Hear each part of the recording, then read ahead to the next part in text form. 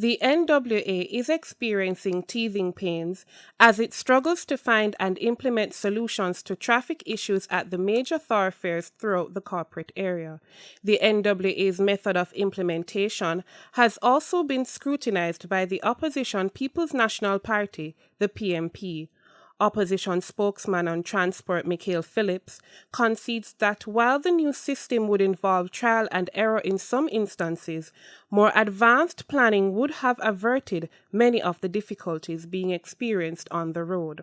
What I would have expected from the NWA is that it would have at least put these in place at least 2 weeks before the start of the school year, so persons can get familiar with some of the routes. More public education should have been done leading up to the time.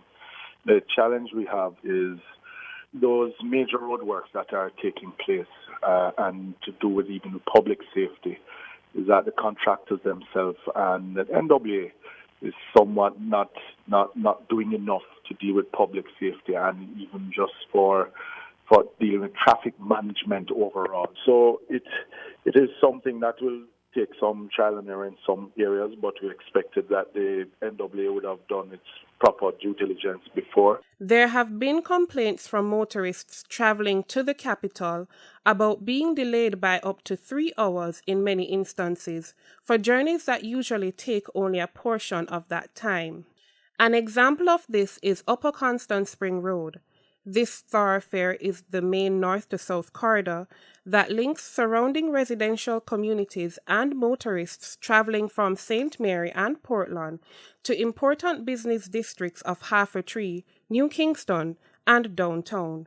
Frustrations peaked as motorists traversing that route experienced lengthy delays. Another case in point is the 3 Miles area, where virtual gridlock is reportedly experienced at peak hours on the alternate routes to the now closed Portia Simpson Miller Square. Businesses could see an increase in the rates they pay to transport their goods from the seaport in Kingston, which will translate to higher costs to be borne by consumers.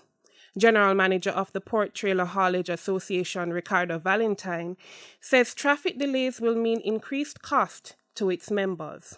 It definitely will have impact on the cost that the truckers are faced with, because obviously the more you idle, the more gas you burn, the more time you have for labor. Certainly it will have a direct impact on the cost. Some truckers may find it difficult not to try and pass on these costs to their clients. In the meantime, the NWA has announced further systemic modifications to sections of the corporate area, following its analysis of the traffic flow Monday. NWA Communication Manager Stephen Shaw cites unruly behavior by some motorists as a major source of delays. This, he says, is based on reviews conducted by engineers and the police. This has prompted the decision to restrict movement along Gretna Green Avenue. Additionally, access to Waltham Park Road through the Total gas station at the intersection of Waltham Park Road and Gretna Green Avenue will also be restricted. Other changes include limitations being placed on vehicular traffic along Hagley Park Road from the direction of Hagley Park Road intersection towards Halfway Tree. The NWA will allow JUTC buses and franchise operators to use Olympic Way and Bay Farm Road to access Spanish Town Road, while openings in the median along Spanish Town Road between Majesty Gardens and Penwood Road will also be closed. The NWA hopes that these changes will allow for more order in the areas where they are implemented. Marion Myrie, Frontline News.